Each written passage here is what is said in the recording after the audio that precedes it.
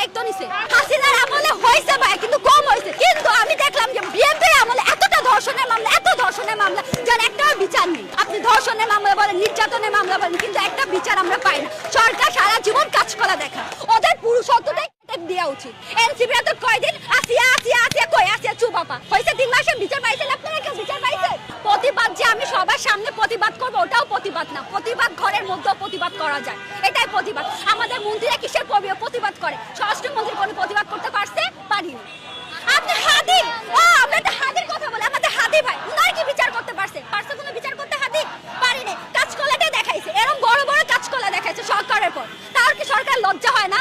লজ্জা থাকা তো উচিত মিনিমাম, তাও লজ্জা নাই। আমাদের হাতে যেহেতু আমরা মা 9 মাস গর্ভ ধারণ করে আমাদের সেই রাইট আছে, তো আমরা খুনও করতে পারি, ইও করতে পারি, যেহেতু আপনারা ব্যর্থ এখানে।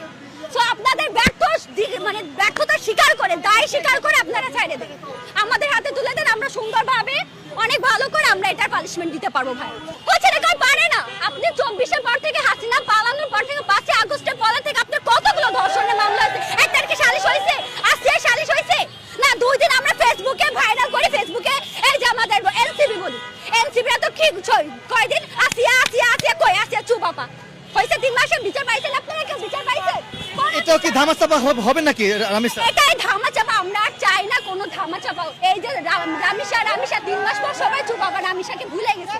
তো ভুলতে ভুলতে ধর্ষণরা, যারা ধর্ষক ভাই, ওদের তো লজ্জা নেই, ওদের তো মা বোন নাই, ওদের যে পুরুষত্ব বোধ, ওদের পুরুষত্বটাই দেওয়া উচিত। এটা আমি এটা চাই। মানে আমি যদি আইনমন্ত্রী হতাম, আমি ডিরেক্ট ফায়ার করতাম ভাই। তো লজ্জা লাগে না ওদের? কোনো লজ্জা বলতে কিছু নেই। ওদের না মা বোন আছে। আমি যদি মহিলাদের বলি, মহিলারা তো কিছুই না ভাই, মহিলা তো স্বীকার করে না।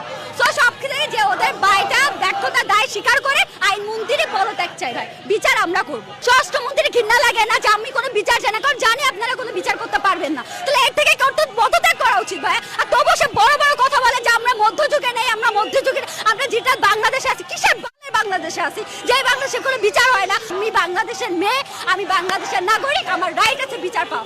আমরা পরিণতিতে পড়ছি সংবিধানে, মেয়েদের আইনে বিচার আছে ভাই। আপনি ধর্ষণের মামলা বলেন, নির্যাতনের মামলা বলেন, কিন্তু একটা বিচার আমরা পাই না। সরকার সারা জীবন কাজ করা দেখা, স্বরাষ্ট্রমন্ত্রীর কাজ করা দেখা। হাসিনার আমলে হয়েছে ভাই, কিন্তু কম হয়েছে। কিন্তু আমি দেখলাম যে বিএনপির আমলে এতটা ধর্ষণের মামলা, এত ধর্ষণের মামলা, যার একটাও বিচার নেই। আর ধর্ষণ আছে আমাদের মতো বোনরা, যারা পরবর্তীতে ফিউচারে বাংলাদেশকে রিপ্রেজেন্ট করবে ভাইয়া, বাট ওরা সেফ নেই। ওদেরকে আমরা সুন্দর একটা পরিবেশ দিতে পারতেছি না, না সুন্দর একটা ভবিষ্যৎ দিতে পারতেছি, কোনোটাই পারতেছি না। আর তারেক রহমান বলে কি আমি তার বড় মেয়ের কি বলে দায় পোষাদ নিছি না, কি বলে দায়িত্ব নিছি, লেখাপড়ার দায়িত্ব।